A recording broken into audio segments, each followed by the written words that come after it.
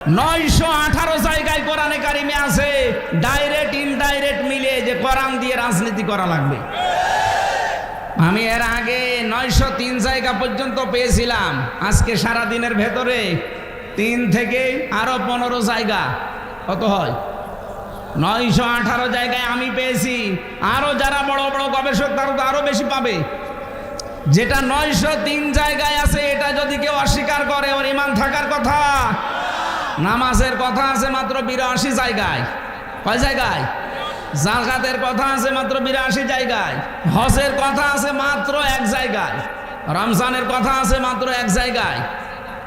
এটা অস্বীকার করলে যদি আপনার ঈমান না থাকে, যেখানে 918 জায়গায় আছে আপনি অস্বীকার করেন কোন কারণে? নিজে করতে পারেন না, এটা আপনার ব্যর্থতা। এক কথা বলেন না কেন? যারা এই বাংলাদেশে কোরআন দিয়ে রাজনীতি করেন না, আপনি কান খাড়া করে সাফ কথা শোনেন। আপনি মরে গেলে কোনো বিচার হবে না, কোনো হিসাবও হবে না। বিনা বিচারে বিনা হিসাবে আপনি জাহান্নাম। আল্লাহ পাক বলেন লিয়াগফির লাকাল্লাহু মা তাকদ্দামা মিন যামবিকা ওয়া মা তাআখার ওয়া ইউতিম্মা নি'মাতাহু আলাইকা ওয়া ইয়াহদিয়াকা সিরাতাম মুস্তাকিমা। হে নবী, আপনার আগে পেছনে যা আছে সব আমি আল্লাহ মাফ করে দেব না দিয়েছি। লিয়াগফিরা লাকাল্লাহু মা তাকদ্দামা মিন যামবিকা, সামনে পেছনে যা ছিল একটাও রাখি নাই। কোনো ভুল ত্রুটি যদি হয়েছে আমি আল্লাহ ওটা আর বাকি নেই, সবগুলো আমি মাফ করে দিয়েছি। ওয়ায়ুতিম্মা নি'মাতাহু আলাইকা, যত নিয়ামত আমি আল্লাহর আছে সব আপনাকে আমি দিয়ে দিয়েছি। আপনি কথা বুঝতেছেন? আল্লাহ যত নিয়ামত বানিয়েছেন সব আল্লাহ পাক নবীকে দিয়ে দিয়েছেন। শুধু এতটুকু আল্লাহ শেষ করেননি। ওয়ায়ুতিম্মা, এটা মোজারে, বর্তমান ভবিষ্যৎ, প্রেজেন্ট ফিউচার। যত নিয়ামত আল্লাহ পাক বানিয়েছেন কিয়ামত পর্যন্ত যত নিয়ামত দুনিয়াতে বানাবেন সব কিছু আমার নবীর নামে আল্লাহ উৎসর্গ করে দিয়েছে।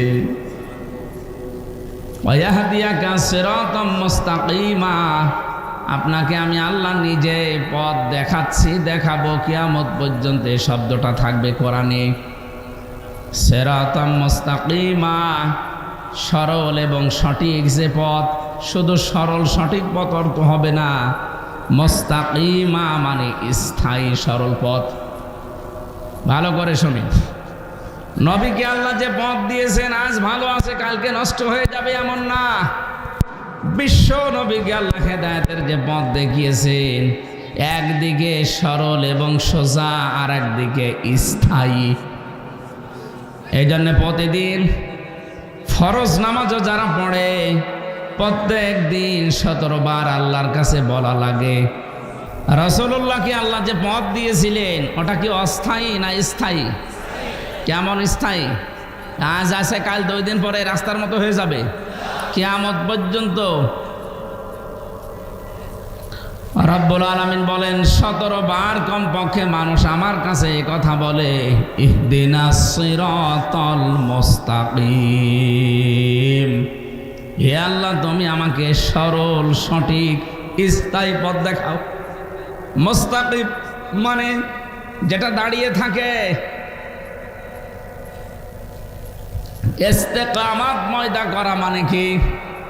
ওই যে কোরআনে কারিমে অন্যান্য আয়াতগুলোতে আমরা দেখেছি, বিশেষ করে সূরা আহকাফের 14 নম্বর আয়াত, ওদিকে সূরা হামিম সিজদার 30 নম্বর আয়াত। এখানে দেখবেন ইন্নাল্লাযীনা ক্বালু রাব্বুনাল্লাহু সুম্মা ইসতাকামু,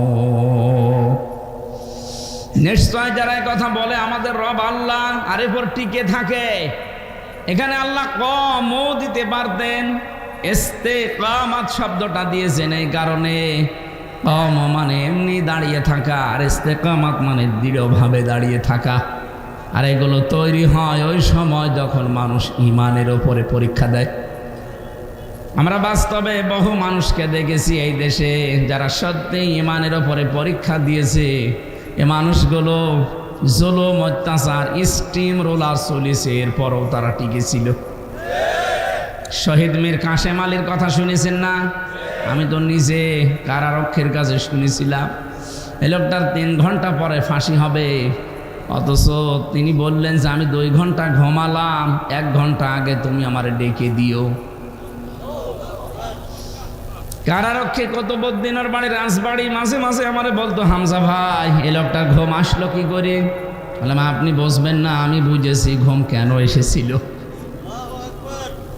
যারা এই কথা বলতে পারবে যে আমাদের রব আল্লাহ, আর এর উপরে টিকে থাকতে পারবে দৃঢ়ভাবে, সুদৃঢ়ভাবে টিকে থাকতে পারবে, তাতানাজ্জালু আলাইহিমুল মালাইকা।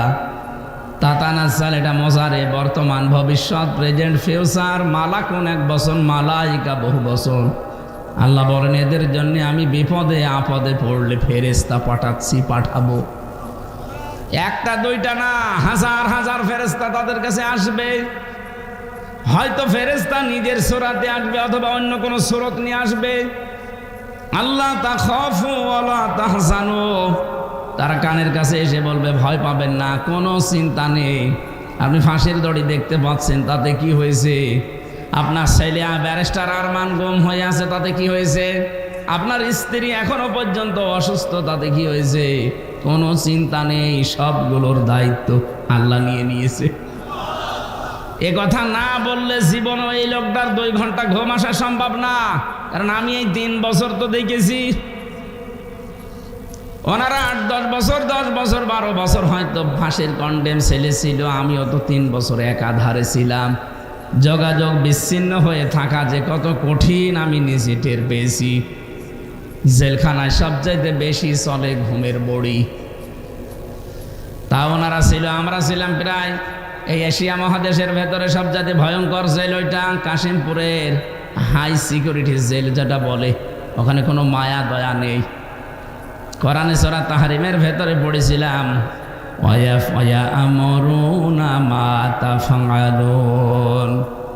ওই মানুষ, ওই ফেরেশতাগুলো বোবা একদিকে, কালা একদিকে, অন্ধ আর একদিকে, শুধু মুগুর হাতে দিয়েছে, ওরা পিটাতেই থাকবে। আপনি বললেও কিছু শুনবে না, ওরা তো চোখেও দেখে না, কথাও বলতে পারে না। এইরকম ফেরেশতার হাতে মুগুর দিয়ে বলবে, আল্লাহ বলবে পিটা, পিটাতেই থাকবে। আল্লাহ যা আদেশ করেছে ওইটা ছাড়াও কিচ্ছু জানে না।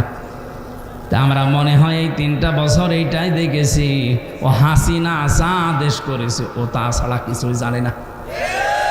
ওর মনুষ্যত্ব মরে গিয়েছিল। না তো একটা মানুষকে 3.5 হাতে দিকে, এদিকে 1.5 হাত, এতটুকু জায়গায় 24 ঘন্টা তালাবদ্ধ করে রাখে, তো ওর বিবেক নেই? ওই জেলারের, ওই সোফারের, ওই আইজির, ওই পিছন আইজি যে ছিল ডিআইজি, ওর বিবেক ছিল না?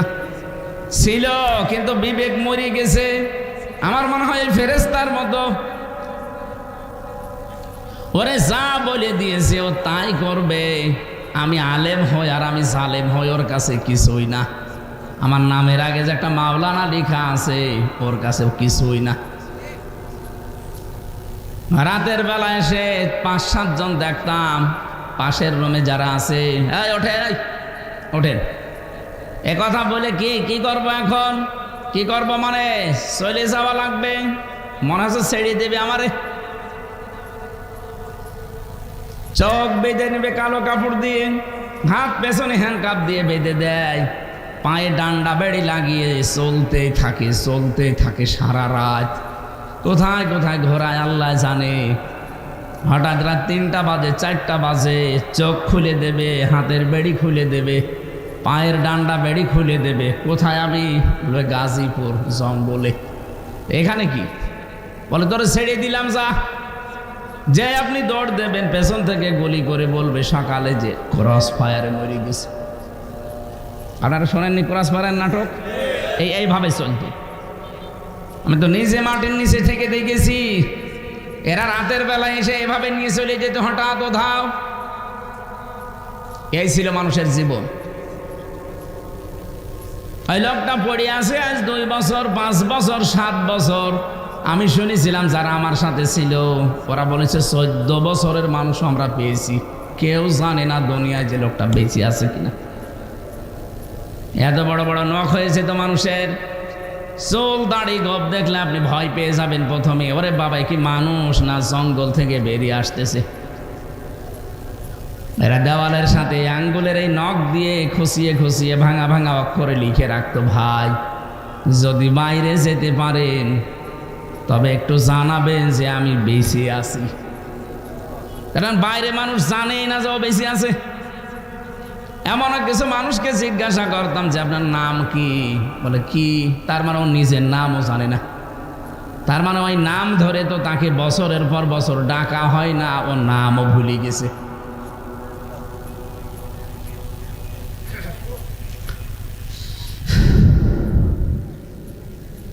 কত মানুষের যে এই শব্দটা ওর এই ক্ষমতার সাথে লেগে আছে আপনি জানেন।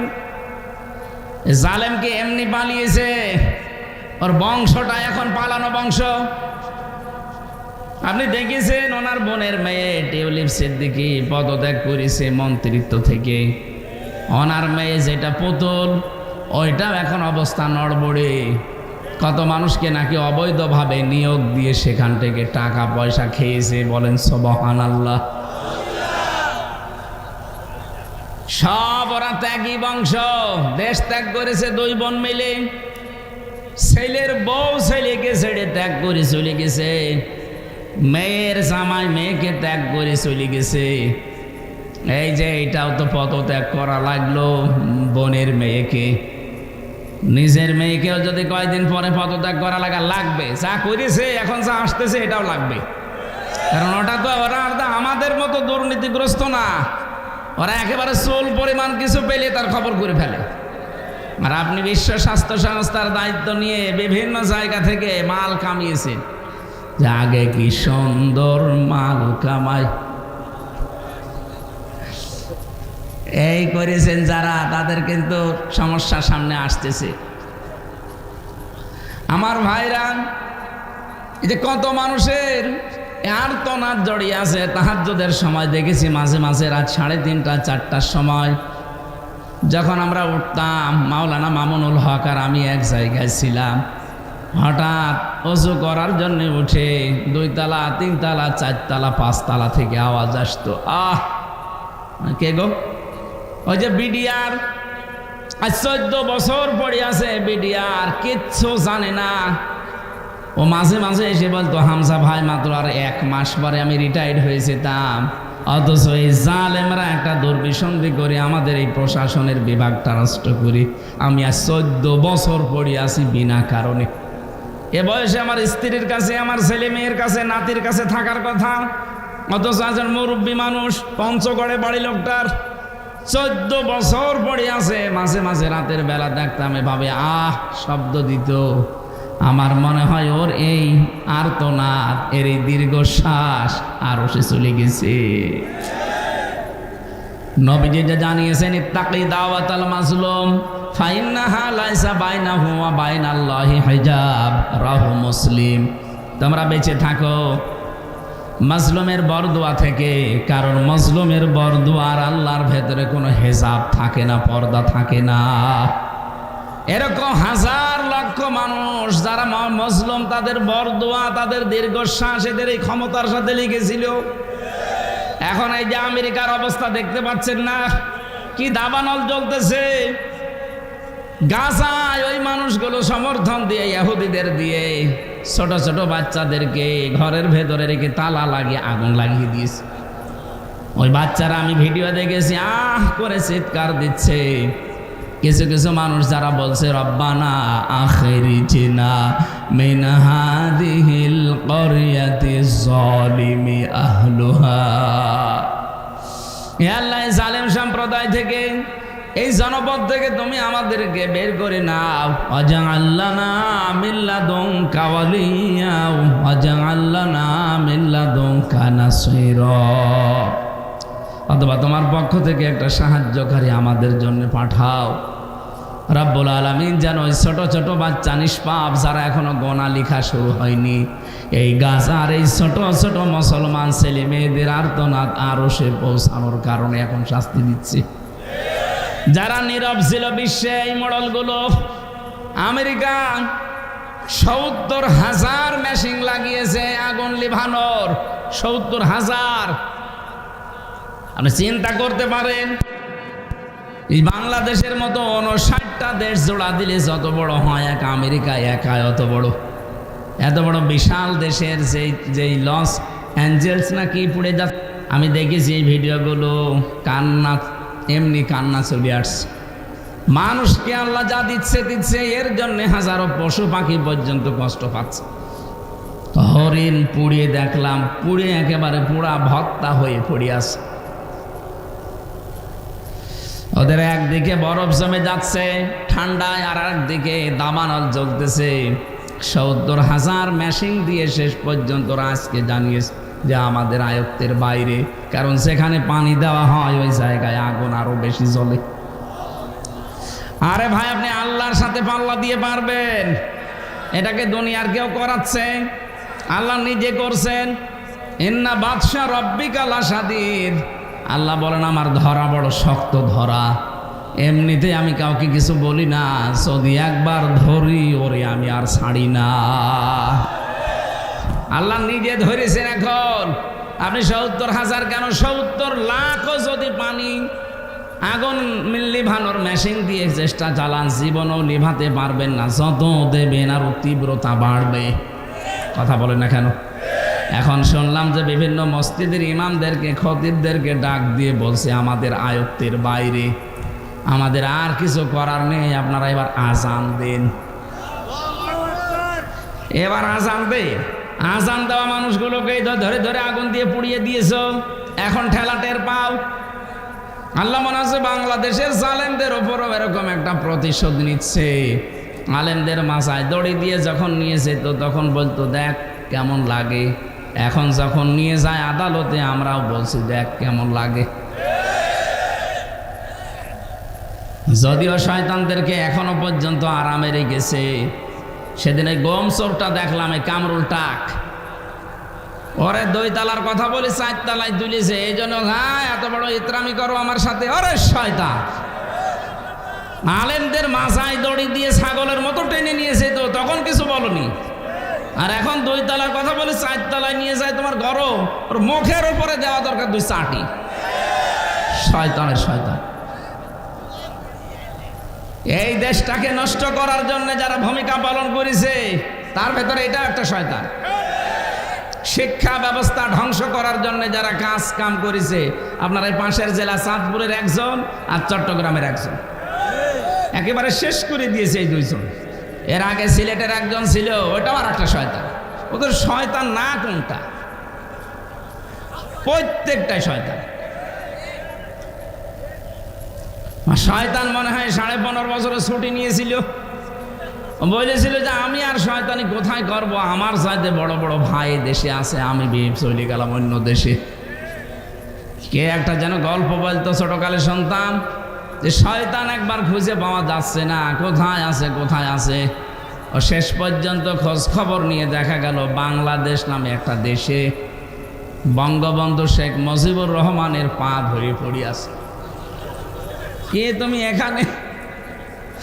বলে আমি শুধু আদম আর হাওয়াকে ধোকা দিতে গিয়ে আমার ঘাম ঝরে গেছে। আরে তো আমার বড় ওস্তাদ, এ ধোকা দিয়েছে 7.5 কোটি মানুষকে। আমি মাত্র 2 জনকে ধোকা দিতে গিয়ে জীবন আমার শেষ। এটা তো আমার বড় ওস্তাদ না যে 7.5 কোটি মানুষ ধোকা দিয়ে বোকা বানিয়ে আজ বসে আছে। আমি যদি এখন কাউকে ওস্তাদ মানি তো এইটাই আমার বড় ওস্তাদ।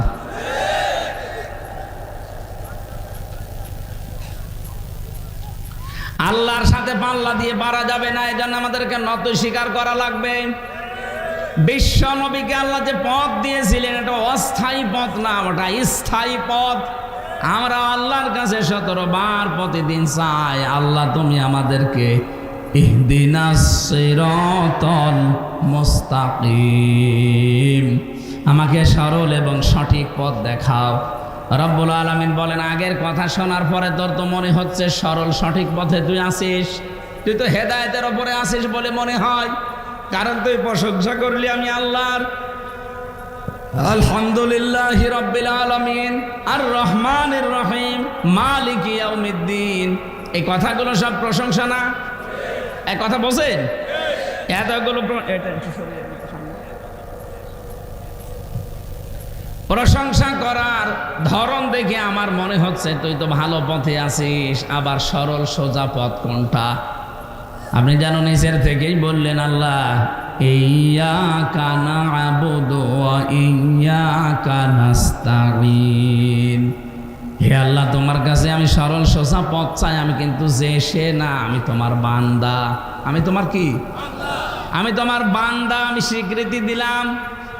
আজ অনেক মানুষ দেখি আল্লাহর বান্দার পরিবর্তে বিভিন্ন পীর সাহেবের গোলামের কথা পরিচয় দেয়, বলে আমি অমুক পীরের গোলাম। এটা জায়েজ নেই। যারা বলেন হয়তো না বুঝে বলেন, আপনি এখনই তাওবা করেন। এ পৃথিবীতে আমরা কারো বান্দা না, আমরা রাসূলুল্লাহর বান্দাও না। বান্দা কার? এই শব্দটা কত দামি জানেন? বান্দা, আব্দুল, এটা আল্লাহ নিজে আমাদের নবীকে নাম ধরে দিয়েছেন। ওয়াইন কুনতুম ফি রাইবিম মিম্মা নাযালনা আলা আবদিনা। এই যে আব্দুল শব্দটা এত আদরের, এত ভালোবাসার, আমরা ওই শব্দটাই নামাজে বারবার আল্লাহকে শোনাই। ইয়্যাকা না'বুদু, হে আল্লাহ তুমি আমাকে চিনতে পারোনি, আমি তোমার দাস, তোমার গোলাম, বান্দা। আমি তোমারই ইবাদত করি। ওয়া ইয়্যাকা নাস্তাঈন, তোমার কাছে সাহায্য চাই।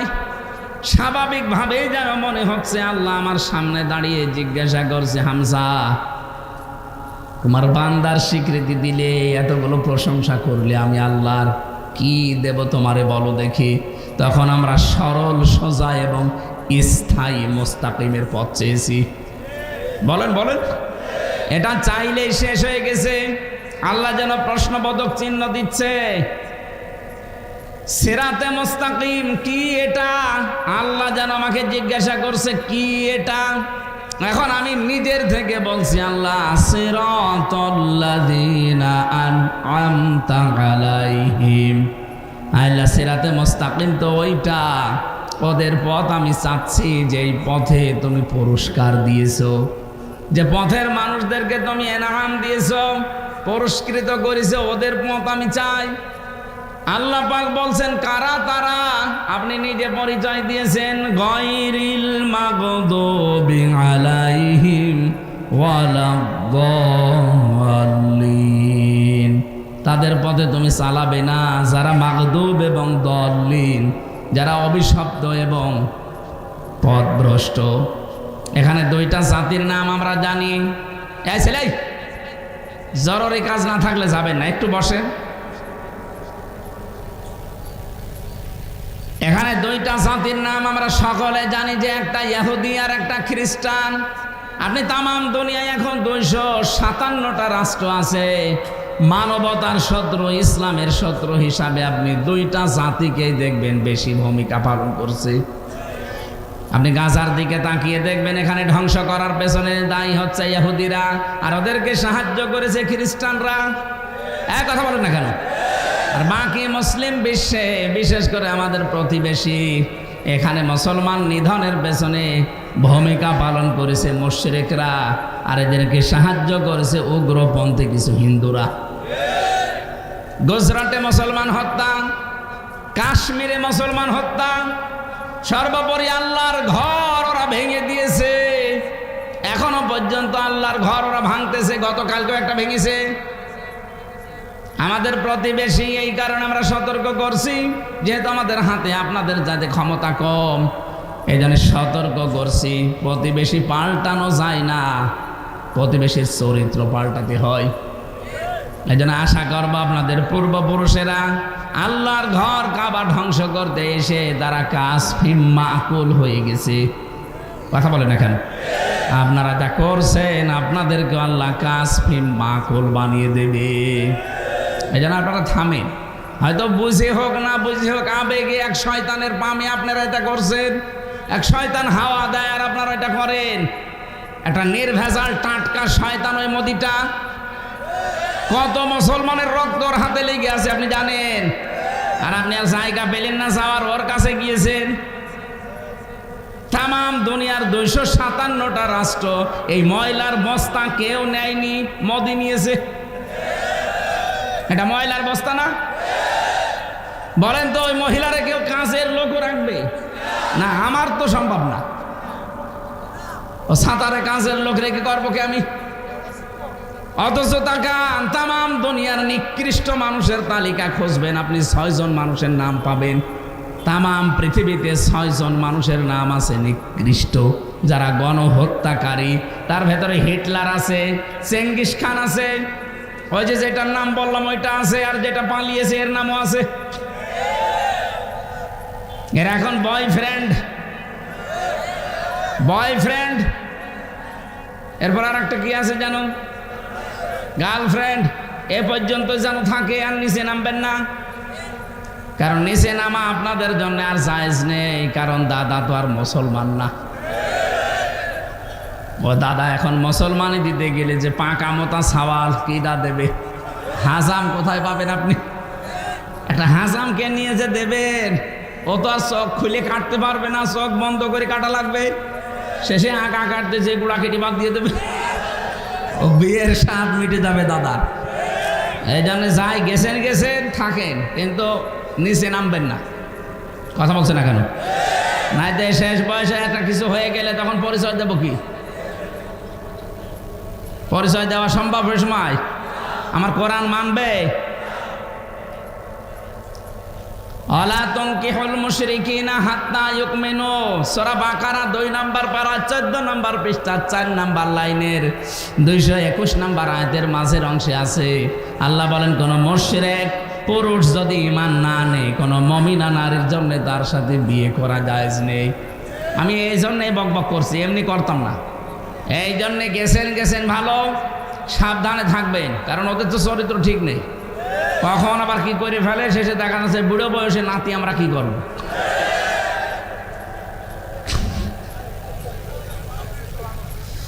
কুমিল্লাবাসী, একটা মহিলার জেদের কারণে আপনারা কিন্তু বিভাগ পাননি, নয়তো বিভাগ হয়েছে। তো একটা মানুষের দোষ দিতে যে মোস্তাক কি করেছে, মোস্তাক আপনার যা করেছে ভালো করেছে, ওরকম আরো বেশি করার দরকার ছিল, তাহলে এই যন্ত্রণায় পড়া লাগতো না আমাদের। এই কথা বলেন না কেন?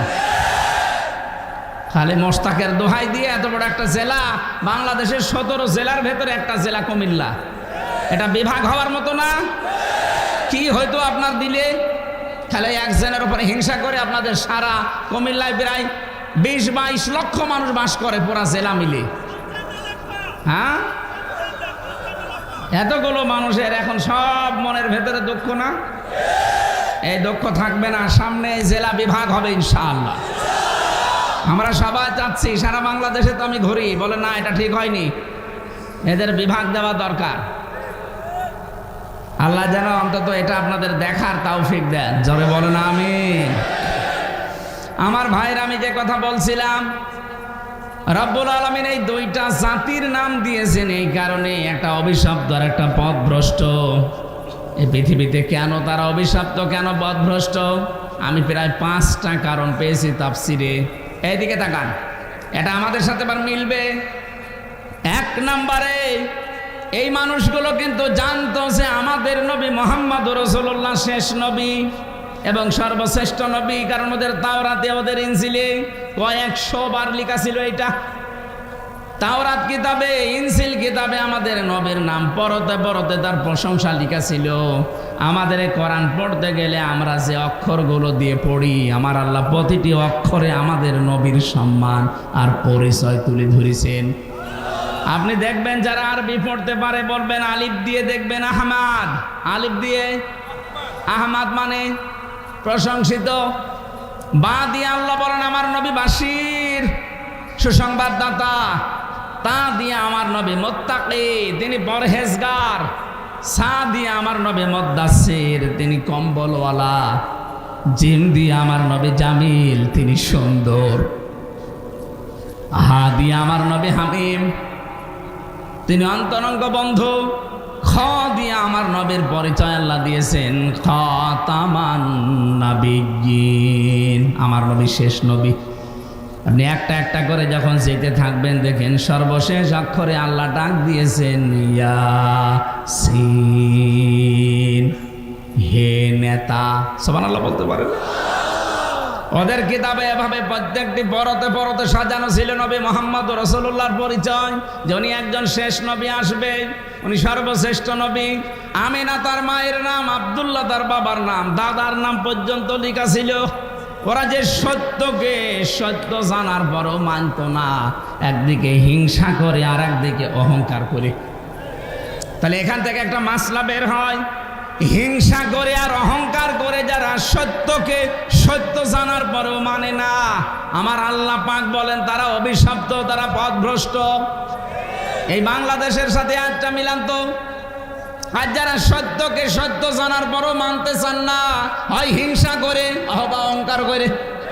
বলেন, এই যে কিশোরগঞ্জের এক পাগলা বের হয়েছে, ফজু পাগলা, ফজলুর রহমান, একটা পাগল। আগে ছিল ছাত্রলীগের সভাপতি, খরচ পাল্টি এখন চলে এসেছে আর এক দলে। এ ফজু পাগলা এখন পুরাটাই পাগল হয়ে গেছে। ও দেখতে পাচ্ছে সত্য, কিন্তু এই মহাসত্যকে জানার পর অস্বীকার করছে। বলছে এই দেশে যারা ইসলাম মানে এরা সব মিলিয়ে মাত্র 10 ভাগ, আর আমরা যারা আছি ইসলামের বাইরে তারা 90 ভাগ। আরে ভাই, এটা আগস্টের 5 তারিখের আগে নেই কি? আপনি আগস্টের 5 তারিখের আগের জরিপ দেখেন, এই দেশে মাত্র 100 জনের 15 জন মানুষ চাইতো এ দেশে কোরআনের বিধান কায়েম হোক। অথচ এই যে জানুয়ারি মাসের 1 তারিখ থেকে রিপোর্ট বের হচ্ছে, আন্তর্জাতিক খবর রাখেন, এদেশে এখন 100 জনের 58 জন মানুষ চাচ্ছে এদেশে কোরআনের বিধান কায়েম হোক।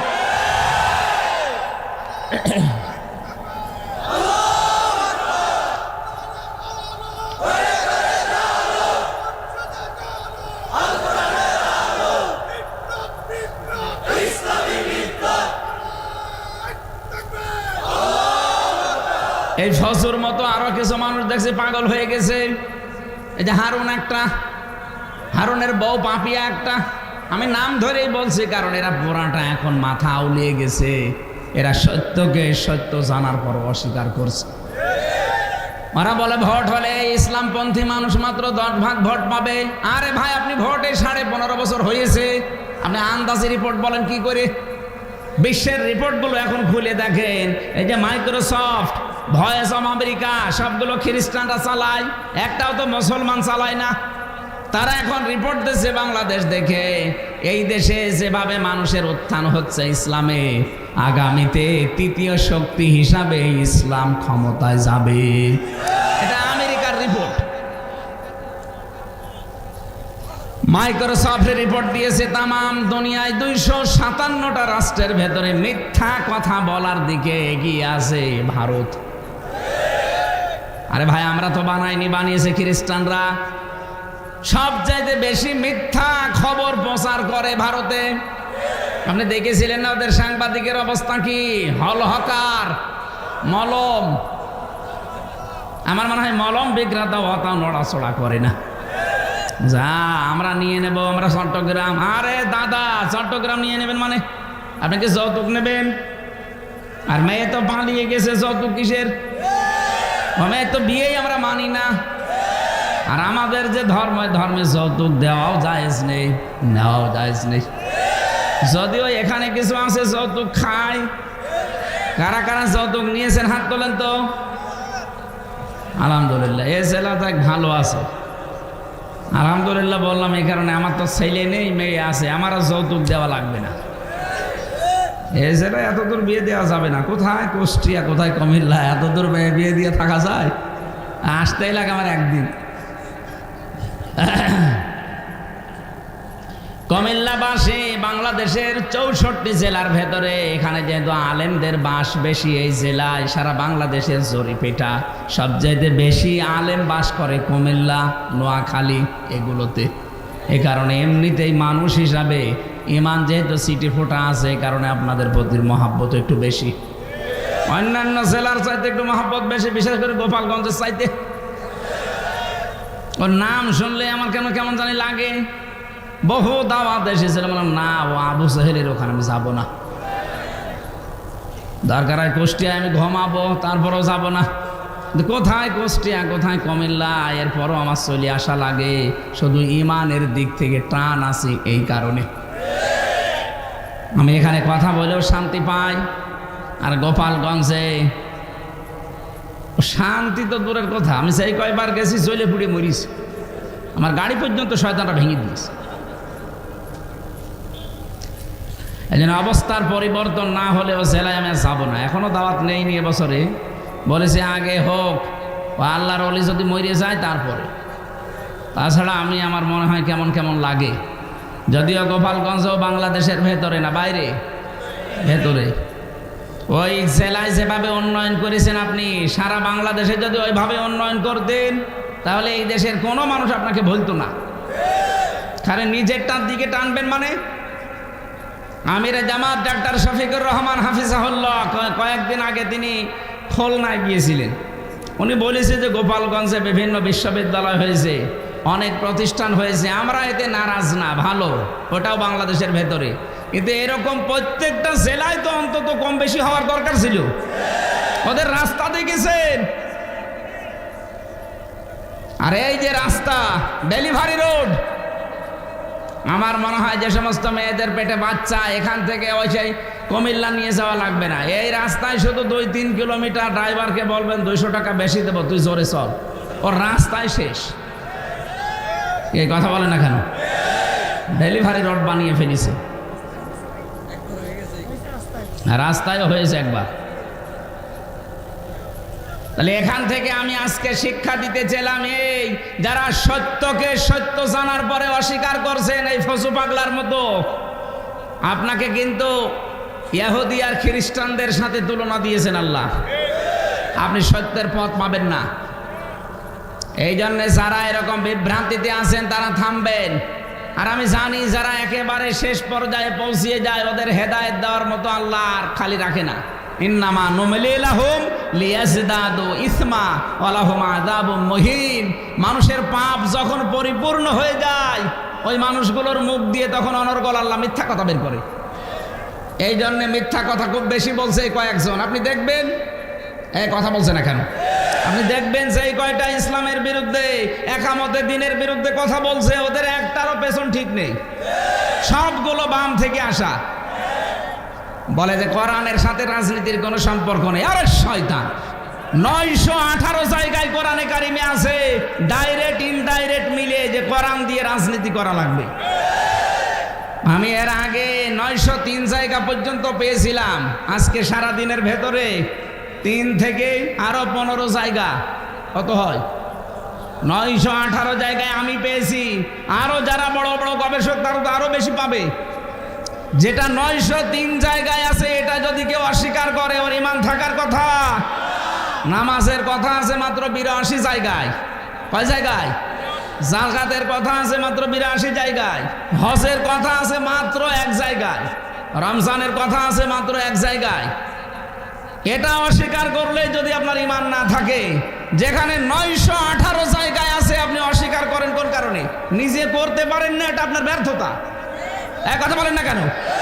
যারা এই বাংলাদেশে কোরআন দিয়ে রাজনীতি করেন না, আপনি কান খাড়া করে সাফ কথা শোনেন, আপনি মরে গেলে কোনো বিচার হবে না, কোনো হিসাবও হবে না। বিনা বিচারে বিনা হিসাবে আপনি জাহান্নাম। এটা আমি বানালাম। সূরা হুদ 12 নম্বর পারা, 12 নম্বর পৃষ্ঠা, 1ম নম্বর লাইনের 98 নম্বর আয়াতে আছে, ইয়াকদুমু কওমাহু ইয়াওমাল কিয়ামাতি ফাওরাদাহুমুন নার ওয়া বিইসাল বিরদুল মাওরুদ। আল্লাহ পাকে আয়াতের সামারাইজ এইটা, যদিও ফেরাউন সম্পর্কে নাজিল হওয়া। আমি যতগুলো তাফসির দেখেছি বিশ্ববিদ্যালয়ে থাকাকালীন, প্রায় 42টার সাথে এটা মিলিয়েছি আমি। 42টা তাফসির পাশাপাশি রেখে মিলিয়ে সামারাইজ এইটা, যেই দলের নেতা জাহান্নামে যাবে, ওই দলের যত অনুসারী কর্মী ওর সাথে জাহান্নামে যাবে। আপনি আয়াতটা মিথ্যা বলতে পারবেন? এবার বলেন তো আপনি কোথায় যাবেন? নিজের দিকে তাকান। আপনি এমন নেতার অনুসরণ করেন যার রাত 9টার পরে ঠিক মতো পা মাটিতে পড়ে না। এক কথা বলছেন না কেন? রিকশা ছাড়া বাড়ি আসতে পারে না। তাল গাছ ধাক্কা দিয়ে বলে, মিয়া ভাই সাইড দিয়ে কতক্ষণ দাঁড়াবো? এরকম মানুষ পাওয়া যায় না? এরকম মানুষের পেছনে আপনি থাকেন আর আপনি বলছেন না আমার নেতা ঠিক আছে, ও যদি জাহান্নামে চায় ওর পেছনে যারা আছে সব যাবে ওর সাথে জাহান্নামে। কোন সূরার নাম বললাম? হুদ। বলেন বলেন, আপনি যত তাফসির আছে বাংলাদেশে মিলান দেখবেন এইটা পাবেন। 12 নাম্বার পারা, 12 নাম্বার পৃষ্ঠার 1ম নাম্বার লাইনের 98 নাম্বার আয়াত। এত দলিল দিয়েও যদি কারো মন খারাপ হয়, আমার মনে হয় ওর বিবেকের উপরে কুকুরে পোশাক করেছে। অবশ্য ঠিক।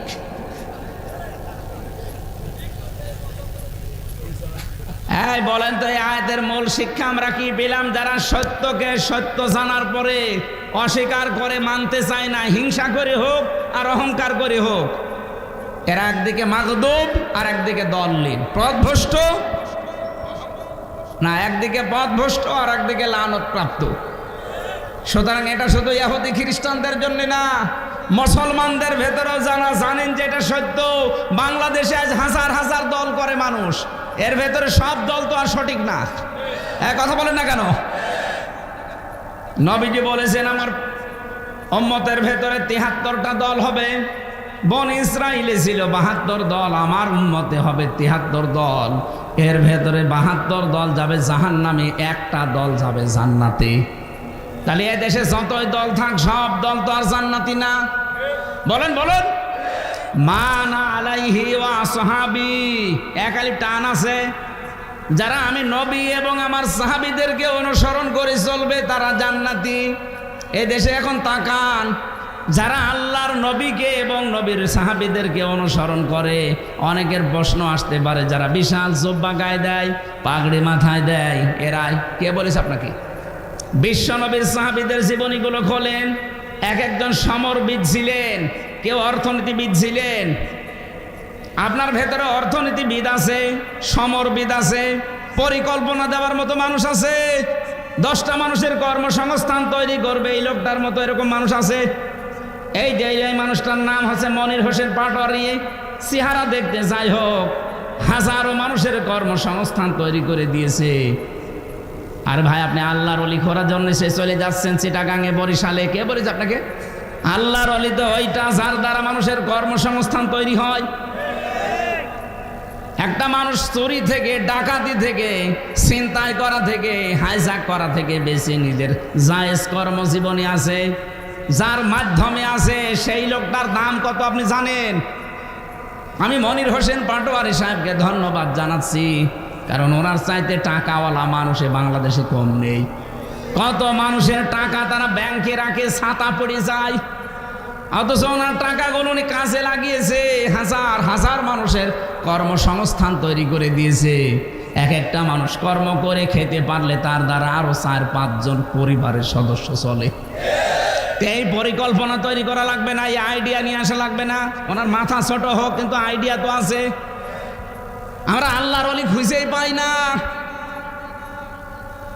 আমি সাফ বাংলা কথা বলছি, আল্লাহর ওলি যে লোকটা গাছতলায় বসে আছে, যে বাসতলায় বসে আছে, দরবার খুলে বসে আছে, ওটা আল্লাহর শত্রু। কারণ যার কাজ নেই ওটা আল্লাহর শত্রু।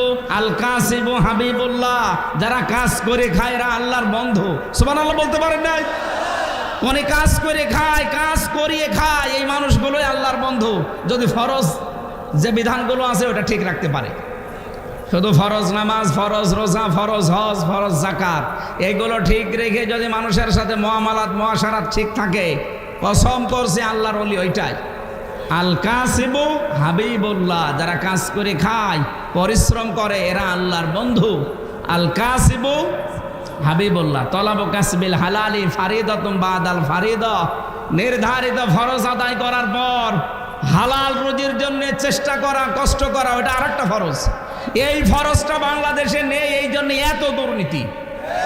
এটা যদি আমরা ফরজ মনে করে পালন করতাম, 42,000 কোটি টাকা প্রতি বছরে বছরে পাচার হতো না।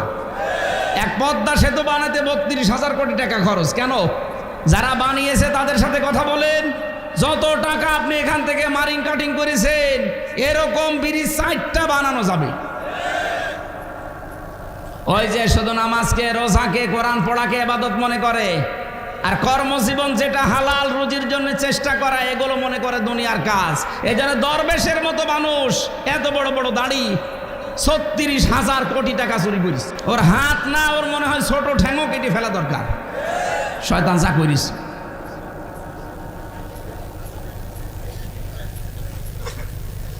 সত্যকে সত্য জানার পরে যারা আজ গোপন করে রাখছেন বিভিন্ন স্বার্থের কারণে, উল্টা পাল্টা বকতেছেন, আপনি হেদায়েত থেকে বঞ্চিত হয়ে যাবেন।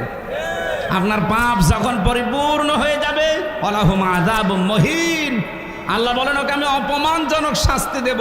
ও যে কালামানিককে দিয়েছে, একটা হাইকোর্ট কি সুপ্রিম কোর্টের বিচারপতি, কি অবস্থা দেখেছেন? কলার পাতা শুয়েছিল, গলায় গামছা দিয়ে জনগণ টেনে এনেছে। এই কথা বলছে না কেন? আর গলায় গামছা দেয় কাদের? চোরদের। কাদের? সুপ্রিম কোর্টের বিচারপতিকে আল্লাহ চোর বানিয়েছে। এমনকি ওর বিসিও উড়ে গেছে। হ্যাঁ, ওর বিসি নেই। আমি আন্দাজে বলছি না, আমি যেখানে ছিলাম ওই ঘরে এখন ওই শয়তান আছে। সেদিন এক কারারক্ষীর সাথে আমার গাজীপুরে দেখা, বছর হুজুর ওই শয়তান আমার আন্ডারে আছে। আয় রাখ, হুজুর ওর বিসি নেই। ঠিক আছে, ওর বিসি নেই, এটা বাইরে প্রচার করবো, কারণ ওর বউ যেন না থাকে। কারণ ওর বউ যে জানবে যে ওর বিসি নেই, থাকবে বউ, চলে যাবে। এই জন্য আজ যারা বুঝে শুনে জেনে শুনে সত্যকে অস্বীকার করছেন, তাদের কপাল থেকে আল্লাহ হেদায়েত বঞ্চিত করে দেবে। তারা একদিকে অভিশপ্ত, আর একদিকে পথভ্রষ্ট। আল্লাহ যেন আমাদের বাঁচান, বলেন আমিন। আমি এই কথাই তুলেছিলাম যে এমন নবীকে আমরা অনুসরণ করছি যে নবীকে আল্লাহ স্থায়ীভাবে সরল এবং সঠিক পথ দিয়েছেন। ওয়ায়ানসুরাকাল্লাহু নাসরান আজিজা, আল্লাহ পাক বলেন আমার নবীকে আমি শক্ত মজবুত সাহায্য করেছি। জোরে বলেন আল্লাহু আকবার। কি সাহায্য করেছিলাম? আমরা 14টা সাহায্য পেয়েছি। কোরআন শরীফ থেকে আমি এবার বাছাই করে বলছি। আপনারা কষ্ট পাচ্ছেন? শেষ করে দেবো এখনই? আর একটু সময় দেবেন না? জবান খোলে আমার যে তেলাওয়াত কি তো আয়াত 4 ভাগের 1 ভাগ, আমি অতটুকুর তাফসীর করব। পড়েন। আউযু বিল্লাহি মিনাশ শাইতানির রাজিম। বিসমিল্লাহির রহমানির রহিম। ওয়া ক্বাদা রাব্বুকা আল্লা তা'বুদু ইল্লা ইয়্যাহু ওয়া বিল ওয়ালিদাইনি ইহসানা। নবীজিকে যে নাসরান আজিজা দিয়েছেন, প্রবল শক্তিশালী সাহায্য, এই সাহায্য 14 রকম আছে কোরআনে। তার ভেতরে প্রথম নাম্বার সাহায্য এটা। ওনাকে একটা দেশ আল্লাহ চালাতে দেবেন, কল্যাণময় রাষ্ট্র কিভাবে তৈরি করা লাগে। যেহেতু এটা রজব মাস, আজকে মনে হয় 14 তারিখ। এই রজব মাস কিভাবে আল্লাহর নবীকে আল্লাহ নিয়ে একটা কল্যাণময় রাষ্ট্র গঠন করতে হলে কি কি লাগে, ওইটা ওনাকে শিখিয়েছিলেন। 27 বছর ধরে শিখিয়েছেন। কয় বছর? 27টা বছর ধরে আল্লাহ নিজের কাছে বসিয়ে বসিয়ে শিখিয়েছেন। আর আমরা আজকে কয়েক মিনিটে এই 27টা বছরের গুরুত্বপূর্ণ শিক্ষাগুলো জেনে ফেলব। আমার বিশ্বাস, যদি এ রাষ্ট্রে যারা দায়িত্বে আছেন, এই 14টা কর্মসূচি যদি বাংলাদেশে অ্যাপ্লাই হয়, এই দেশটাও ইনশাল্লাহ দাঁড়িয়ে যাবে মদিনার মতো। নবীজি যেমন বলেছিলেন খায়রুল কুরুনি করনি, আমার যুগ শ্রেষ্ঠ যুগ, বাংলাদেশও শ্রেষ্ঠ দেশ হয়ে যাবে ইনশাআল্লাহ। প্রথম নাম্বারে নবীজি ওখান থেকে এসে বললেন আমার আল্লাহ আমাকে জানিয়েছেন আকাদা রাব্বুকা আল্লাহ তা'বুদু ইল্লা ইয়্যা, আল্লাহ ছাড়া কারো ইবাদত করা যাবে না। আজ বাংলাদেশে আল্লাহর বাইরে ইবাদত আছে না? কত পীরের ইবাদত হচ্ছে। এই কথা বলেন না কেন? প্রশ্ন আসতে পারে, কয় আমরা তো পীরের ইবাদত করি না। এ প্রশ্ন সাহাবীরাও করেছিল।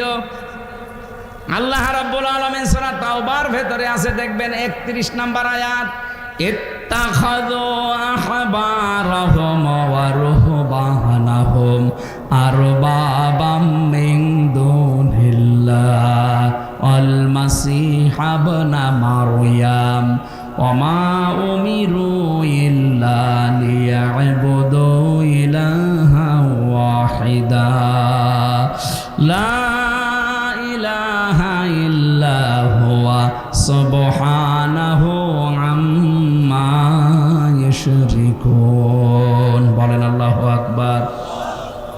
নবীজি বললেন যারা তাদের আহবার এবং রহবার এদেরকে যারা রব হিসাবে গ্রহণ করে আল্লাহকে বাদ দিয়ে, এখানে আহবার মানে পীর ফকির, যারা দরবেশ পীর সাহেব এদেরকে ধর্মগুরু, রহবান মানে যারা বৈরাগ্য সংসার ত্যাগী তারা।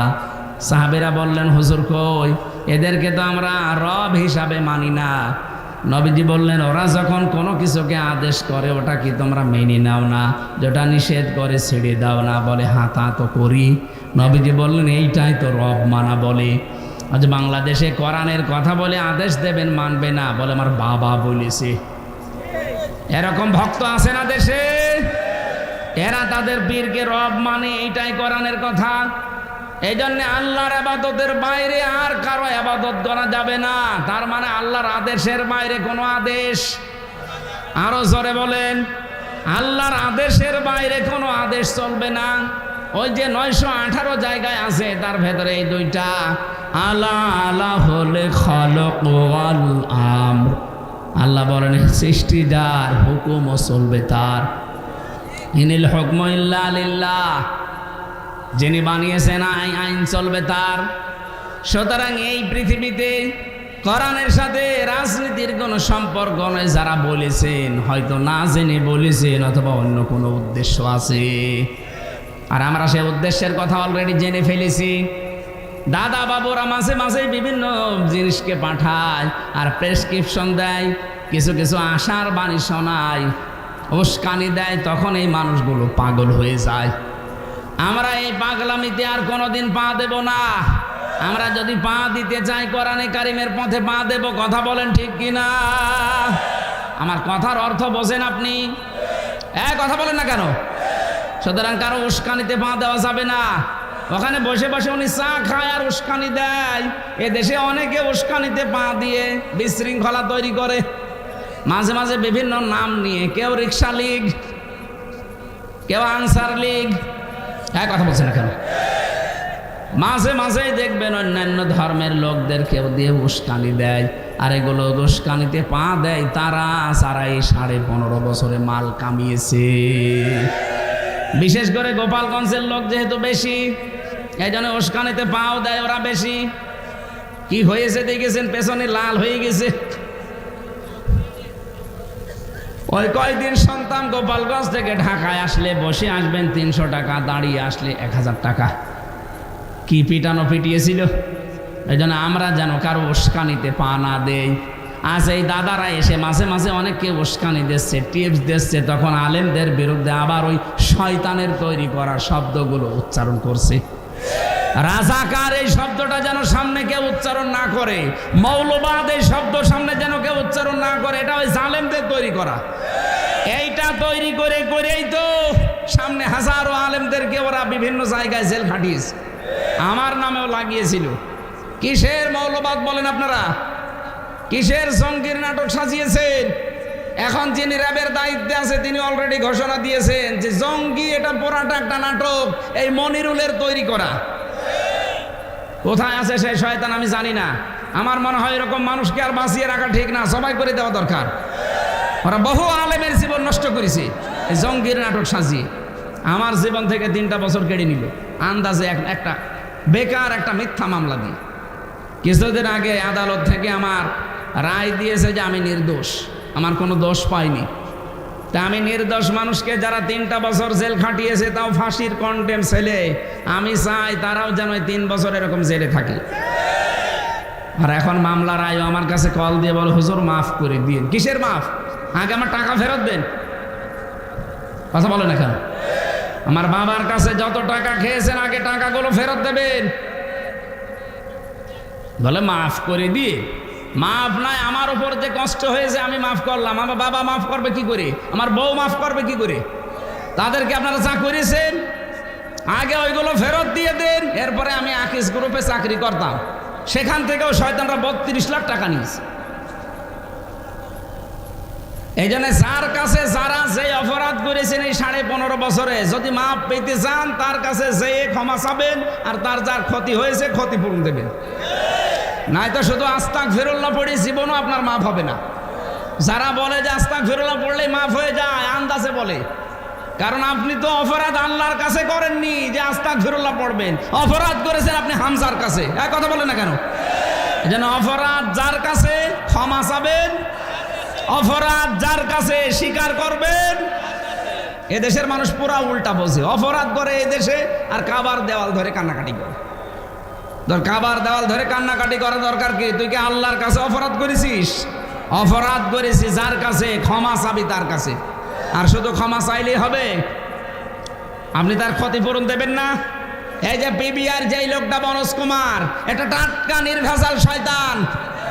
এর জন্যে প্রায় 20 জনের উপরে আমার পাশে জেল খাটতেছে দেখলাম। কেউ ফাঁসির আসামি, কেউ যাবজ্জীবন। ওই নুসরাত হত্যা মামলার যে লোকটা, ওর কারণে মদ যে মসি বলে একজন ছিল, সেও আমার মনে হয় বিনা কারণে জেল খেটেছে, একটু ঝামেলার কারণে। আর ওই শয়তান হাজার হাজার কোটি কোটি টাকা মারিং কাটিং করেছে বিভিন্ন জায়গায়। আর এদের কাছেও টাকা চেয়েছিল, এরা টাকা দিতে চায়নি, এদেরকে ফাঁসিয়ে এখন এই যে জেল খাটাচ্ছে, জীবনটাই নষ্ট করে দিয়েছে। একটা স্বামী যদি ভেতরে থাকে তার পরিবার পুরো নষ্ট হয়ে যায় না? ওই শয়তানের শুনলাম ভিসা বাতিল করে দিয়েছে, ওর পাসপোর্টও জব্দ করেছে। ওকে যেন ছাড়া না হয় এই মনোজ কুমার।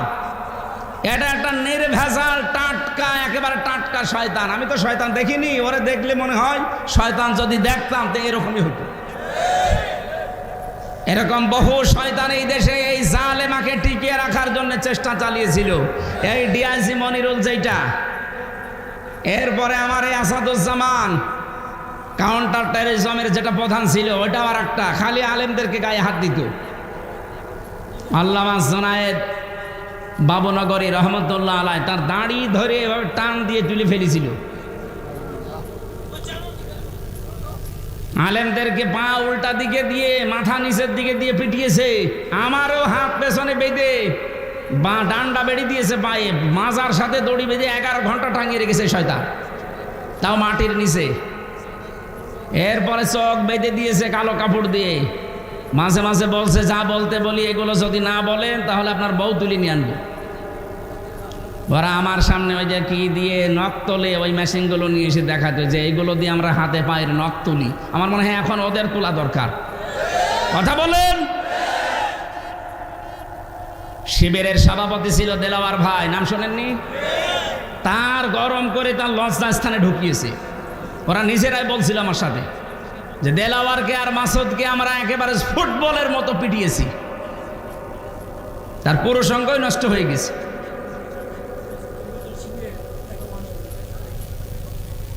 কত মানুষকে যখন রিমান্ড থেকে আমার সামনে নিয়ে আসতো, চিহ্ন দেখলে তার চিৎকার।